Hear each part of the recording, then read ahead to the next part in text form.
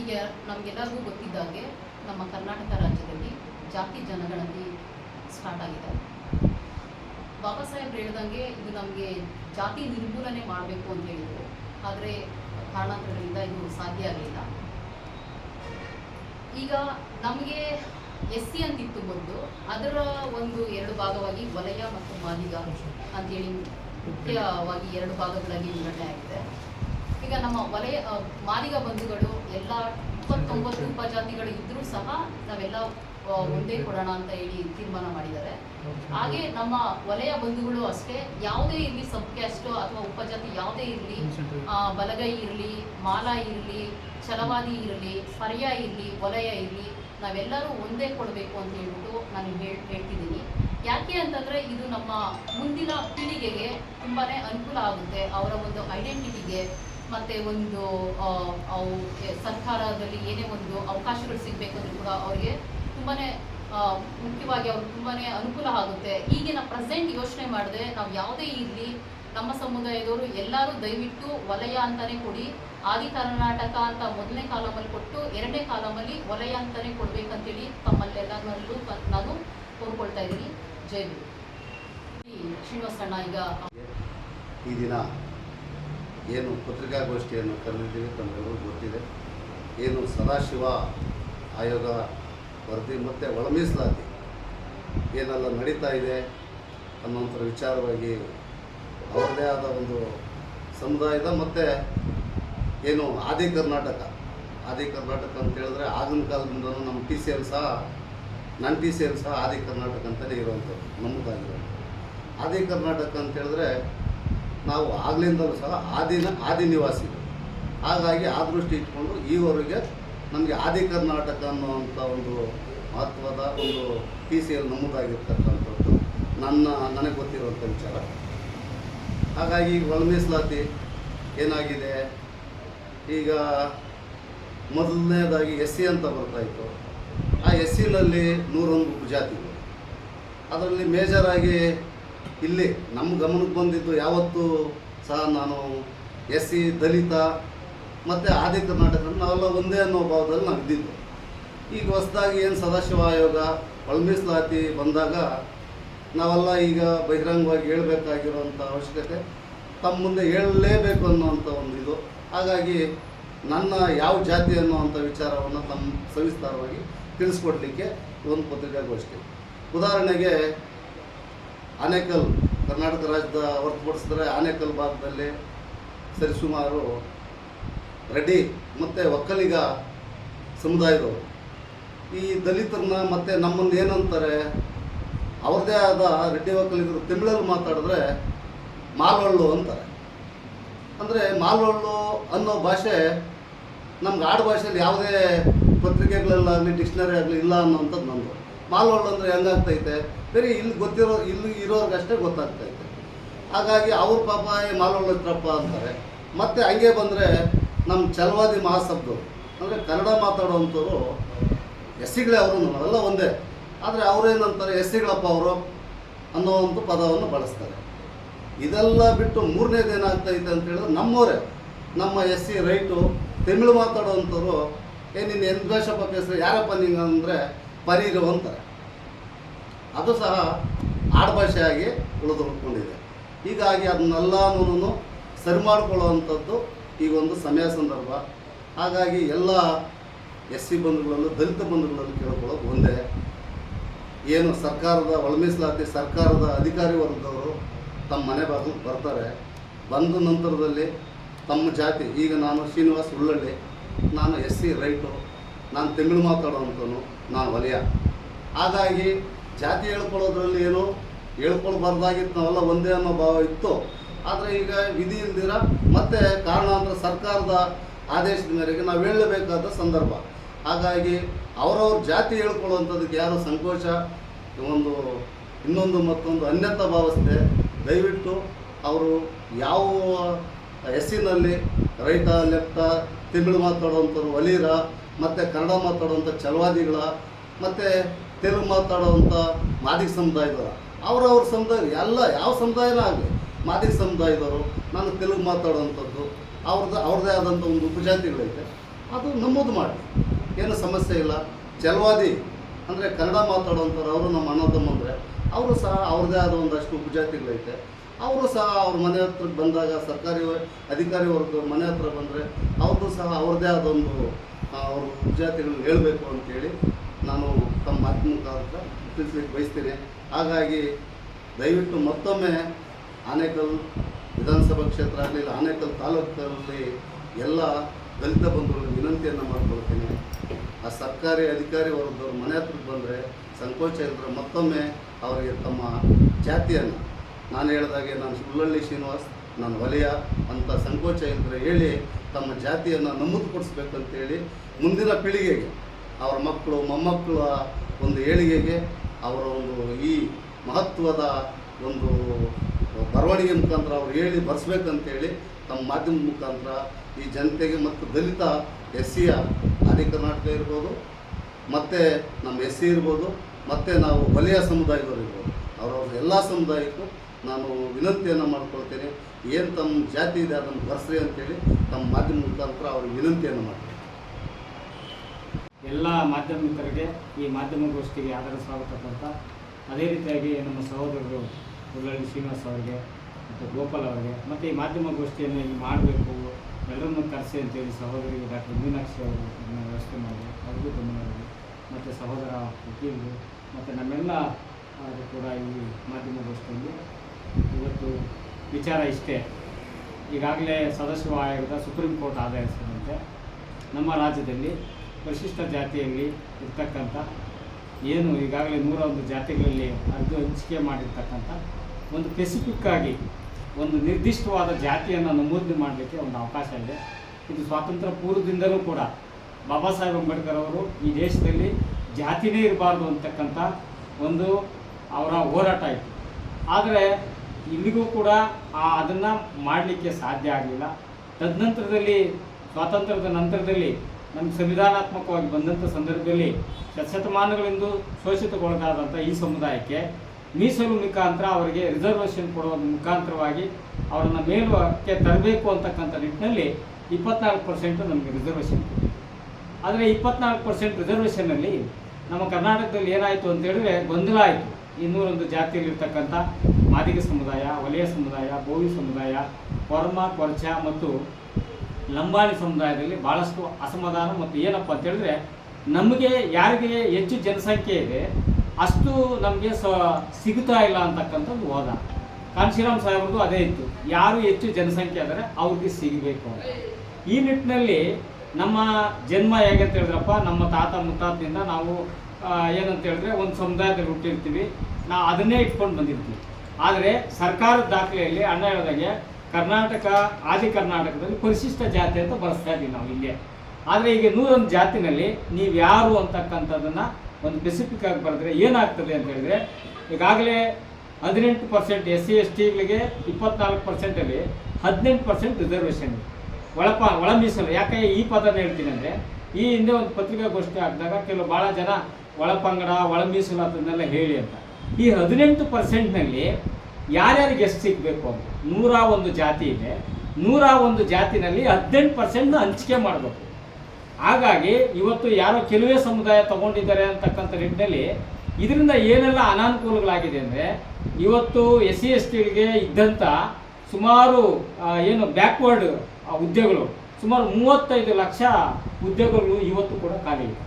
ಕಾರಣ ಏನಂತ ಹೇಳಿದ್ರೆ, ನಮ್ಮಲ್ಲಿ ಯಾವ ಈ ಒಂದು ಒಳ ಮೀಸಲಾತಿರ್ತಕ್ಕಂಥ ಜನಸಂಖ್ಯೆ ಪಟ್ಟಿಯನ್ನಾಗಿಲ್ಲ ಅಂತೇಳಿ ಕೆಲವರು ಬೇಡಿಕೆಗಳನ್ನು ಇಟ್ಕೊಂಡು ಹೋರಾಟಗಳನ್ನು ಮಾಡಿಕೊಂಡು, ಇಲ್ಲ ನಮ್ಮದು ಜಾತಿ ಗಣತಿ ಆಗೋವರೆಗೂ ನಮ್ಮ ಸಮುದಾಯದ ಪಟ್ಟಿ ಆಗೋವರೆಗೂ ನೀವು ಯಾವುದೇ ಕಾರಣಕ್ಕೆ ಫುಲ್ಫಿಲ್ ಮಾಡಬೇಡ ಅಂತೇಳಿ ಇಲ್ಲಿವರೆಗೂ ಕೂಡ ರಾಜ್ಯ ಮತ್ತು ರಾಜ್ಯದಲ್ಲಿ 35 ಲಕ್ಷ ಜನ ಇವತ್ತು ಉದ್ಯೋಗದಿಂದ ವಂಚಿತರಾಗಿದ್ದಾರೆ. ಕಾರಣ ಏನಪ್ಪ ಅಂದರೆ ಈ ಒಳ ಪಂಗಡ ಒಳ ಮೀಸಲಾತಿ ಆಗಿಲ್ಲ ಅಂತ ಒಂದು. ಎರಡನೇದು ಏನಪ್ಪ ಅಂತ ಹೇಳಿದ್ರೆ, ನಾನು ಮಾಧ್ಯಮದ ಮುಖಾಂತರ ನಮ್ಮೆಲ್ಲ 29 ದಲಿತ ಪರಿಶಿಷ್ಟ ಜಾತಿಯಲ್ಲಿ ಬರ್ತಕ್ಕಂಥ ಏನು ಕನ್ನಡ ಮಾತಾಡೋದು, ತಮಿಳು ಮಾತಾಡೋದು, ಈ SCನಲ್ಲೇ ತೆಲುಗು ಮಾತಾಡೋರು ಇದ್ದಾರೆ. ಅವರೆಲ್ಲರೂ ಕೂಡ ಯಾಕೆ ವಲಯ ಅಂತಕ್ಕಂಥ ಒಂದು ಪದವನ್ನು ಮಾಡಬೇಕು ಅಂದರೆ, ಇತ್ತೀಚಿನ ದಿನಗಳವರೆಗೂ ಇಲ್ಲಿವರೆಗೂ ನಮಗೆ ಸ್ಪೆಸಿಫಿಕ್ ಆಗಿ ನೀವು ಇಂಥವನ್ನೇ ಅಂತ ಹೇಳಿಲ್ಲ. ಈಗ ಆನೇಕಲ್ ತಾಲೂಕಲ್ಲಿ ಬಂದಾಗ ಈಗೇನಂತಾರೆ ಒಂದು ಸಮುದಾಯ ಒಂದು ತಿಂಗಳು ಮಾತಾಡ್ತಕ್ಕಂಥವ್ರು ಪರ್ಯ ಅಂತಕ್ಕಂಥದ್ದು ಅದು ಎಲ್ಲೋ ಒಂದು ಕಡೆ ಬೆರಳಿನಕ್ಕಾಗಿ ಈ ಬೆಂಗಳೂರು ಸುತ್ತಮುತ್ತ ಅಥವಾ ಕೋಲಾರ ಭಾಗದಲ್ಲಿ ಇತ್ತು.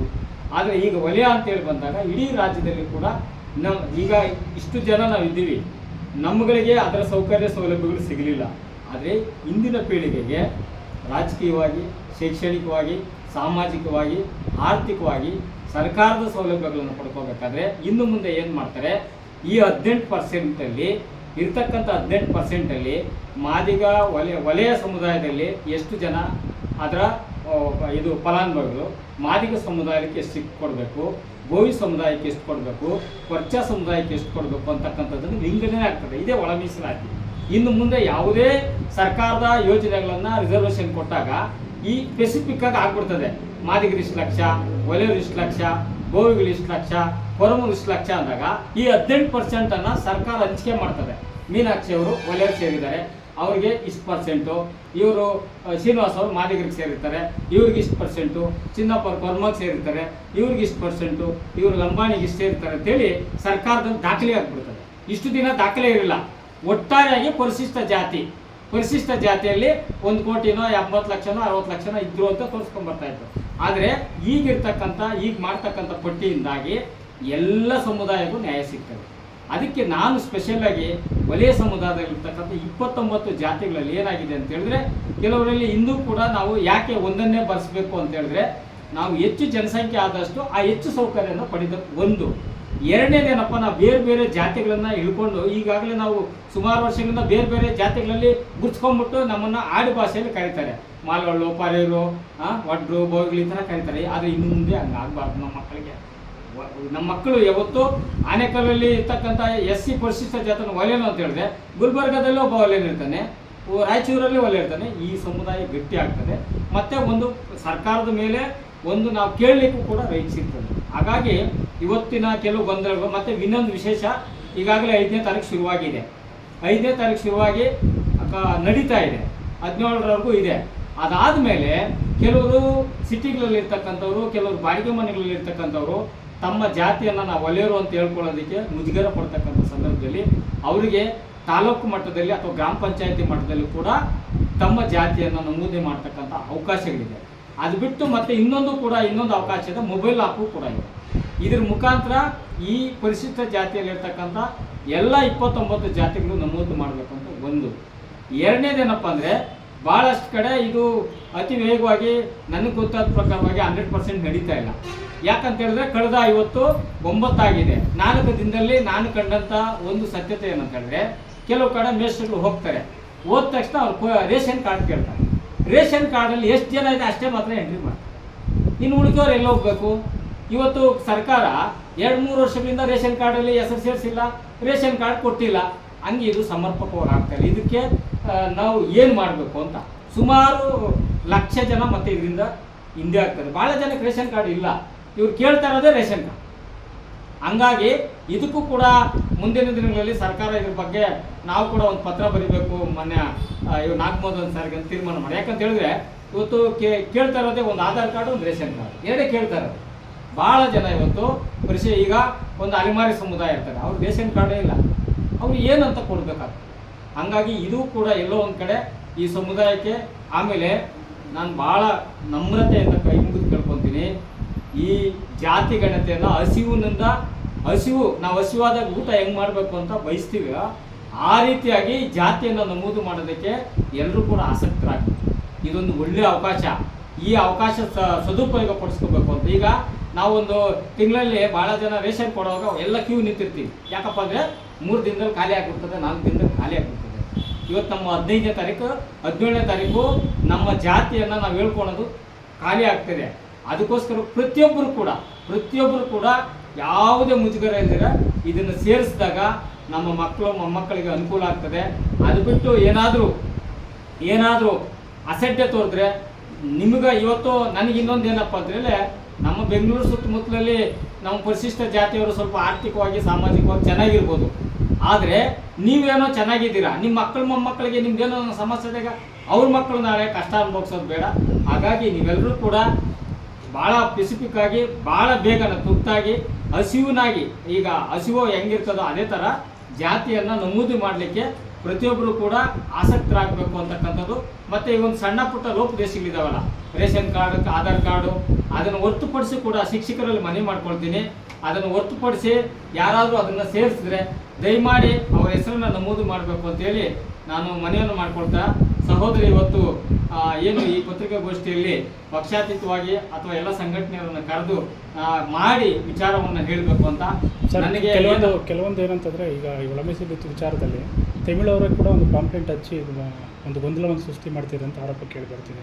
ಅಲ್ಲ, ಅದನ್ನೇ ಈಗ ನಾವೇನಾಗಿದೆ ಅಂದರೆ, ನಮಗೆ ಒಟ್ಟಾರೆಯಾಗಿ ನಾನು ಬೇರೊಬ್ಬರ ಬಗ್ಗೆ ದೃಷ್ಟಿ ಮಾಡೋಣ. ನಮ್ದು ಏನಂತ ಹೇಳಿದ್ರೆ, ನಾನು ಇಷ್ಟೊತ್ತೇನು ಹೇಳಿದೆ ಅಂದರೆ, ನೂರಾರು ವರ್ಷಗಳಿಂದ ನಾವು ಆಡು ಭಾಷೆಗೆ ಇದ್ಕೊಂಡಿವಿ.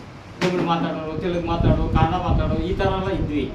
ನಮಗೆ ಅಥೆಂಟಿಕ್ ಆಗಿ ಸರ್ಕಾರ ಕೊಟ್ಟಿದ್ದು ಏನಂತ ಹೇಳಿದ್ರೆ, ಆದಿ ಕರ್ನಾಟಕದಲ್ಲಿ ಪರಿಶಿಷ್ಟ ಜಾತಿ ಅಂತ. ಆದಿ ಕರ್ನಾಟಕದಲ್ಲಿ ಪರಿಶಿಷ್ಟ ಜಾತಿ, ಆ ಪರಿಶಿಷ್ಟ ಜಾತಿಯಲ್ಲಿ ನಾವ್ಯಾರು ಅಂತ ಕ್ಯಾಸ್ಟ್ ಸರ್ಟಿಫಿಕೇಟ್ ಅಲ್ಲಿ ಇಲ್ಲ. ಆದರೆ ಇವತ್ತು ಎಂಥದ್ದು ಪರಿಯ ಅಂತಲೂ ಇದೆ, ಅದರಲ್ಲಿ ಪರಿಯನು ಅಂತಿದೆ, ಪರಿರು ಅಂತಲೂ ಇದೆ, ಆಮೇಲೆ ದಾಸವಲಿಯರು ಅಂತಲೂ ಇದೆ, ವಲಯ ಅಂತಿದೆ. ಆದರೆ ನಾನು ನನ್ನ ಬಂಧುಗಳಲ್ಲಿ ಕೈ ಮುಗಿದು ಕೇಳ್ಕೊಳ್ಳೋದಂದ್ರೆ, ಇವತ್ತು ಇದೇ ರೀತಿಯಾಗಿ ನಮ್ಮ ಸಹೋದರ ಮಾದಿಗ ಸಮುದಾಯದಲ್ಲಿ 29 ಸಮುದಾಯಗಳು ಒಳಪಂಗಡಗಳಿದ್ರು ಕೂಡ ಅವರು ಒಂದೇ ಅಂತ ಬರ್ಸಿದ್ದಾರೆ. ಕಾರಣ ಏನಂದರೆ, ಆ ಮಕ್ಕಳಿಗೆ ಮುಂದಿನ ಭವಿಷ್ಯದಲ್ಲಿ ಒಳ್ಳೆಯದಾಗಲಿ ಅಂತ.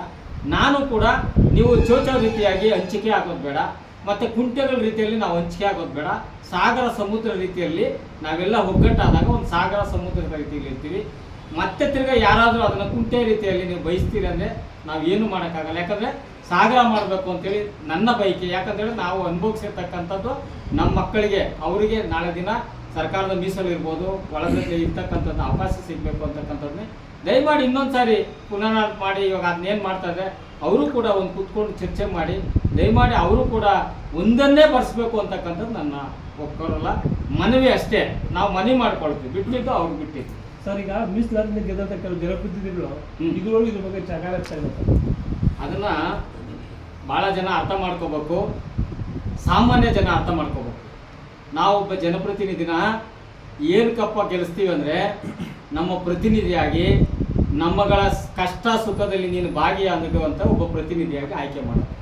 ಇವತ್ತು ಆನೇಕಲ್ ತಾಲೂಕಲ್ಲಿ 4 ಲಕ್ಷ ವೋಟರ್ ಸಿಗ್ತೀವಿ. 4 ಲಕ್ಷ ಜನ ವಿಧಾನಸೌಧದಲ್ಲಿ ಹೋಗ್ಬಿಟ್ಟು ನನಗೆ ಮನೆ ಕೊಡು, ರೋಡ್ ಕೊಡು, ರಸ್ತೆ ಕೊಡು, ರೇಷನ್ ಕಾರ್ಡ್ ಕೊಡು, ವೋಟರ್ ಐ ಡಿ ಕೊಡು ಅಂತ ಕೇಳೋಕ್ಕಾಗಲ್ಲ.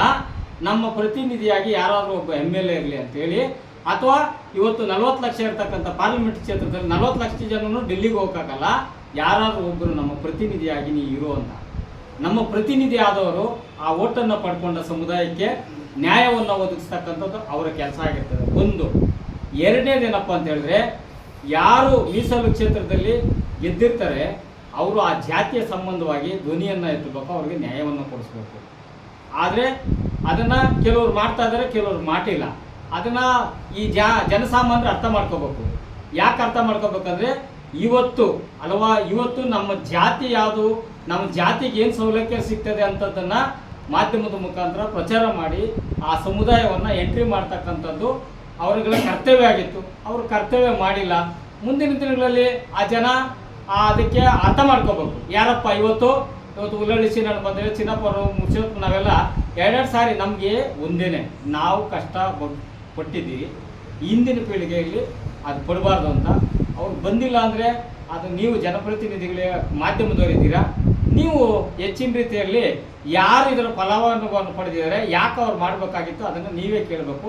ಯಾಕಂದರೆ ನಾವು ಇವಾಗಂತೂ ಸಣ್ಣ ಪ್ರಮಾಣದಲ್ಲಿ ಪ್ರಯೋಜನ ಪಡ್ಕೊಂಡಿದ್ದೀವಿ, ದೊಡ್ಡ ಪ್ರಮಾಣದಲ್ಲಿ ಜಾಗೃತಿಯನ್ನು ಮೂಡಿಸ್ಬೇಕು ಅಂತ ನಮ್ಮ ಕೈಯಲ್ಲಾದಂಥ ಜಾಗೃತಿಯನ್ನು ಮೂಡಿಸಿದ್ದೀವಿ.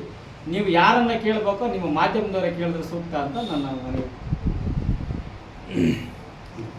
ಆಯೋಗ ಮತ್ತು ನಾಗಮೋಹನ್ ದಾಸ್ ಅವರ ವರದಿ ಇವತ್ತು ಸುಪ್ರೀಂ ಕೋರ್ಟ್ ಆದೇಶದ ಮೇರೆಗೆ 5ನೇ ತಾರೀಕಿಂದ 17ನೇ ತಾರೀಕು ಒಳಗಡೆ ನಾವು ಜಾತಿ ಜನಗಣತಿ ಏನು ಅದು ಇದೆಯಲ್ಲ, ಈ ಒಳ ಮೀಸಲಾತಿಯಲ್ಲಿ ಇವತ್ತು 100 SC ಶೆಡ್ಯೂಲ್ ಕ್ಯಾಸ್ಟ್ ಪರಿಶಿಷ್ಟ ಜಾತಿ ಆದಿ ಕರ್ನಾಟಕ ಅಂತ. ಈಗ ಆದಿ ಕರ್ನಾಟಕ SC ಅಷ್ಟೇ ಮಾತ್ರ ಗೊತ್ತಿತ್ತು.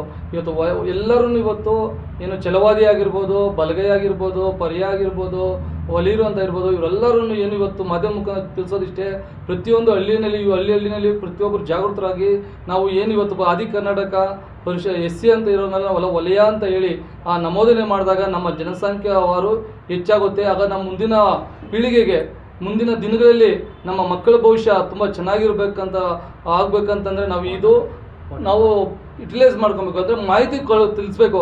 ಹಳ್ಳಿಗಳ ಕಡೆ ಸರಿಯಾದ ಮಾಹಿತಿಗಳಿಲ್ಲ ಅಂತಂದ್ರೆ ಮಾಹಿತಿ ಕೊರತೆ ಇದೆ. ನಾನು ಆದಿ ಕರ್ನಾಟಕಪ್ಪ, ನಾನು ಪರಿಶಿಷ್ಟ ಜಾತಿ ಅಷ್ಟೇ ಮಾತ್ರ ಗೊತ್ತಿರುತ್ತೆ. ಸೊ ಇದರಲ್ಲಿ ದಾಸರು ಬರ್ತಾರೆ, ಮತ್ತು ಬಲಗೈಯವರು, ಛಲವಾದಿಗಳು ಇವರೆಲ್ಲರೂ ಸೇರಿ ಒಂದೇ ವಲಯ ಅಂತ ನಮೂದನೆ ಮಾಡಬೇಕು ಅಂತೇಳಿ ನಾನು ಪತ್ರಿಕಾ ಮಾಧ್ಯಮ ಮುಖಾಂತರ ತಿಳಿಸ್ತಾ ಇದ್ದೀನಿ. ಯಾಕೆ 5ನೇ ತಾರೀಕು ಇವತ್ತು ಆಲ್ರೆಡಿ ಸರ್ಕಾರಿ ನೌಕರರು ಇವತ್ತು ಜನಗಣತಿ ಜಾತಿ ವರ್ಗಗಳನ್ನ ಕಲೆಕ್ಟ್ ಮಾಡೋಕ್ಕೆ ಹೊರಟಿದ್ದಾರೆ. ಈಗ ಆಲ್ರೆಡಿ 9 ಇವತ್ತು, ಇನ್ನು ಕಡಿಮೆ ದಿನಗಳಿದೆ. ಮಾಧ್ಯಮದ ಮುಖಾಂತರ ನಾವು ತಿಳಿಸೋದಿಷ್ಟೇ, ಪ್ರತಿಯೊಬ್ಬರೂ ಕೂಡ ಯಾರ್ಯಾರಿಗೆ ಮಾಹಿತಿಗಳು ತಿಳಿದಿರೋಂಥ ಹಳ್ಳಿ ಜನಗಳಿಗೆ ವಿಚಾರಗಳು ಗೊತ್ತಿರಲ್ಲ, ಅವ್ರಿಗೆಲ್ಲ ನಾವು ಹೇಳ್ಕೊಟ್ಟು ನಾವು ನೋಡಿ ಈ ರೀತಿಯಲ್ಲಿದೆ, ಈ ರೀತಿನ ನಾವು ಎಂಟ್ರಿ ಮಾಡಿಸ್ಬೇಕು. ಆದಿ ಕರ್ನಾಟಕದಲ್ಲಿ ನಾವೆಲ್ಲ ನಮ್ಮ ಆಡು ಭಾಷೆಗಳಲ್ಲಿ ಮಾತಾಡ್ತಾ ಇದ್ರು. ನಾವು ಆಡು ಭಾಷೆಗಳಲ್ಲಿ ನಾವು ಏನು ಇವತ್ತು ಈ ನಾಯಕರುಗಳು ಹೇಳ್ದಂಗೆ ಆಡು ಭಾಷೆಯಲ್ಲಿ ಮಾಲಾಲು, ಪರಿಯರು ಮತ್ತು ಈ ಥರ ಬೇರೆ ಬೇರೆ ಭಾಷೆಗಳು ಬರ್ತದೆ. ಈಗೆಲ್ಲರೂ ವಲಯ ಅಂತ ಹೇಳಿ ನಮೂದನೆ ಮಾಡಿದ್ರೆ ನಮ್ಮ ಹೆಚ್ಚು ನಮ್ಮ SCಗಳಲ್ಲಿ ಏನು 28, 29 ಉಪಜಾತಿಗಳಿದಾರೋ ಎಲ್ಲರೂ ಸೇರಿ ಅದರಲ್ಲಿ ಒಂದು ಅಂಕಿಅಂಶ ಸಿಗುತ್ತೆ. ಆ ಒಂದು ಅಂಕಿಅಂಶ ಸಿಕ್ಕಿದಾಗ ಏನಾಗುತ್ತೆ, ಆ ಸರ್ಕಾರದಿಂದ ಬರೋಂಥ ಅನುದಾನಗಳಾಗಿರ್ಬೋದು, ನೌಕರಿಗಳಾಗ್ಬೋದು, ಎಲ್ಲ ತೊಗೊಳೋದಕ್ಕೆ ಮುಂದಿನ ಪೀಳಿಗೆಗೆ ತುಂಬ ಅನುಕೂಲ ಆಗುತ್ತೆ. ಇವತ್ತು ಮಾದಿಗ ಸಮುದಾಯದವರು ಕೂಡ ಅವರವರ ಜಾತಿಗಳನ್ನ ಅವ್ರನ್ನ ಎಂಟ್ರಿ ಮಾಡ್ತಿದ್ದಾರೆ. ಅದೇ ರೀತಿಯಲ್ಲಿ ನಮ್ಮ ವಲಯ ಅನ್ನೋದನ್ನ ಕಂಪಲ್ಸರಿ ನೀವು ಆದಿ ಕರ್ನಾಟಕದ ಜೊತೆಯಲ್ಲಿ ವಲಯ ಅಂತ ಇದು ಮಾಡಿ, ಅದರಲ್ಲಿ ಬುದ್ಧನ ದಾರಿಗೆ ಹೋಗಿರೋರು ಕೂಡ ನಮ್ಮ ಆದಿ ಕರ್ನಾಟಕದವರೇ ಇದ್ದಾರೆ. ಅವರು ಕೂಡ ವಲಯ ಅಂತ ಹೇಳಿ ನಮೂದನೆ ಮಾಡಬೇಕು ಅಂತೇಳಿ ನಾನು ಮಾಧ್ಯಮ ಮುಖಾಂತರ ತಿಳಿಸ್ತಾ ಇದ್ದೀನಿ. ಕಡಿಮೆ ದಿನಗಳಿರೋದ್ರಿಂದ ಮಾಧ್ಯಮದವರು ಇದನ್ನು ಹೆಚ್ಚು ಈಗ ರಾಜ್ಯದಂತ ಹೆಚ್ಚು ಪ್ರಚಾರ ಆಗಿ ಎಲ್ಲ ಜಾಗೃತರಾಗಿ ಎಲ್ಲರೂ ವಲಯ ಅಂತ ಹೇಳಿ ನಮೂದನೆ ಮಾಡಲಿ ಅಂತೇಳಿ ಈಗ 28 ಏನು ಉಪಜಾತಿಗಳಿದಾರೋ ಅವರೆಲ್ಲ ವಲಯ ಅಂತ ಹೇಳಿ ನಮೂದನೆ ಮಾಡಲಿ ಅಂತ ನಾನು ಮಾಧ್ಯಮ ಮುಖಾಂತರ ತಿಳಿಸ್ತಾ ಇದ್ದೀನಿ.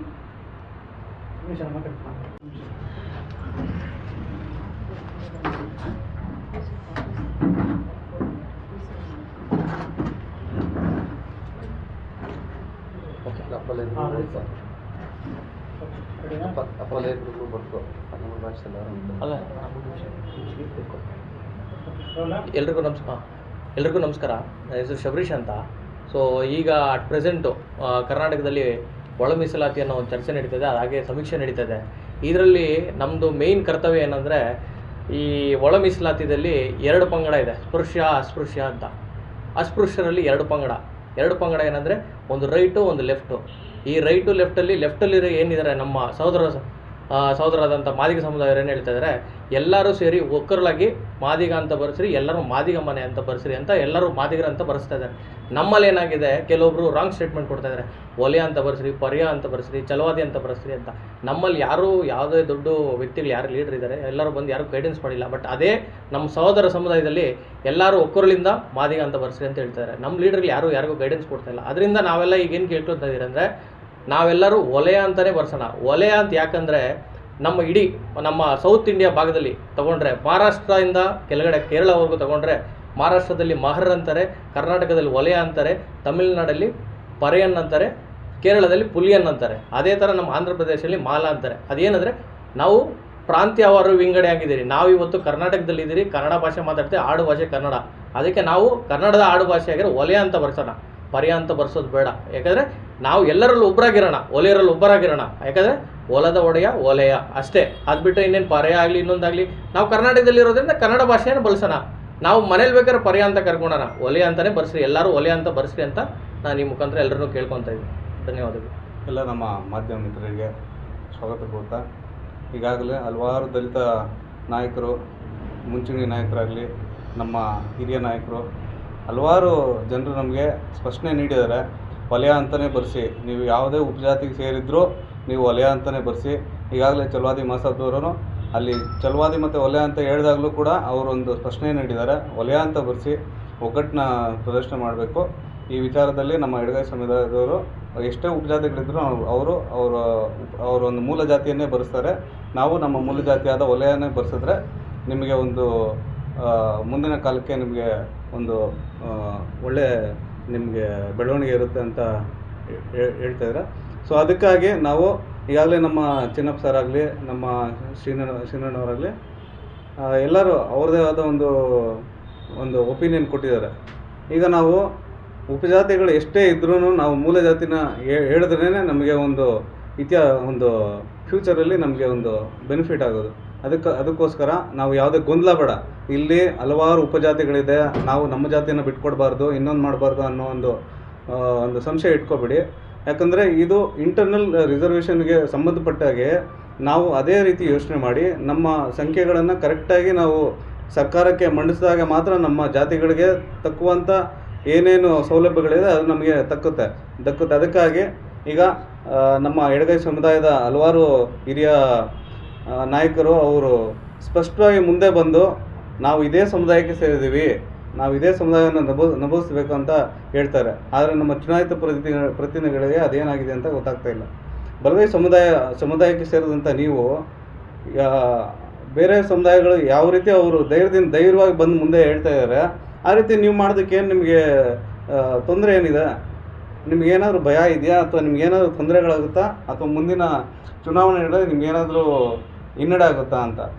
ನೀವು ಹುಟ್ಟಿರೋಂಥ ಜಾತಿಯನ್ನು ನೀವು ಹೇಳ್ಕೊಳ್ಳೋಕ್ಕೆ ನೀವು ಒಂದು ಸಂಕೋಚ ಪಟ್ಟರೆ ಅದರಿಂದ ನಿಮಗೆ ಬರುವಂಥ ಲಾಭ ಏನು? ನಿಮ್ಮ ಜನರೇ ನಿಮ್ಮ ಕೈ ಬಿಡೋವಂಥ ಕಾಲ ಬಂದ್ಬಿಡುತ್ತೆ. ಅದಕ್ಕಾಗಿ ನೀವು ಮುಂದೆ ನಿಂತು ಅದನ್ನು ಸ್ಪಷ್ಟವಾಗಿ ಹೇಳಿ. ಆ ವಿಚಾರದಲ್ಲಿ ನಾವು ನಮ್ಮ ಉಳ್ಳೊಳ್ಳಿ ಶ್ರೀನಿವಾಸಣ್ಣವ್ರನ್ನ ನಾವು ಮೆಚ್ಕೋಬೇಕಾಗಿದೆ. ಯಾಕಂದರೆ ಇಂಥ ನಾಯಕರನ್ನು ನಾವು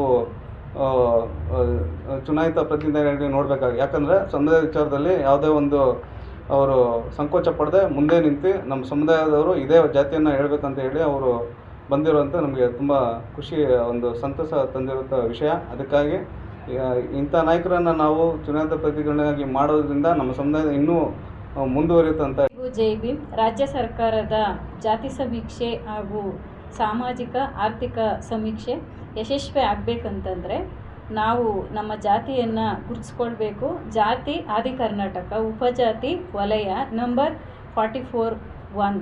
ಇದು ನಮ್ಮ ಮನೆಯವರಿಗೆ, ಅಕ್ಕಪಕ್ಕದವರಿಗೆ, ಎಲ್ರಿಗೂ ಪ್ರತಿಯೊಬ್ಬರಿಗೂ ನಾವು ತಿಳಿಸ್ಬೇಕು. ಯಾಕೆಂದರೆ ಈಗ ಲೇಔಟಲ್ಲಿ ವಾಸ ಆಗಿರೋವಂಥವ್ರು ಅಥವಾ ಊರು ಬಿಟ್ಟು ಹೋಗಿರೋರಿಗೆ ಗೊತ್ತಿರಲ್ಲ ನಾವು ಯಾವುದು ಮೆನ್ಷನ್ ಮಾಡಬೇಕಂತ.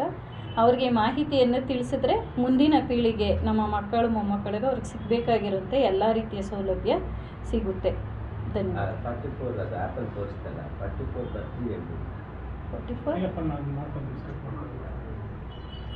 Okay, thank you. ಕನ್ಕ್ಲೂಡ್ ಮಾಡೋದ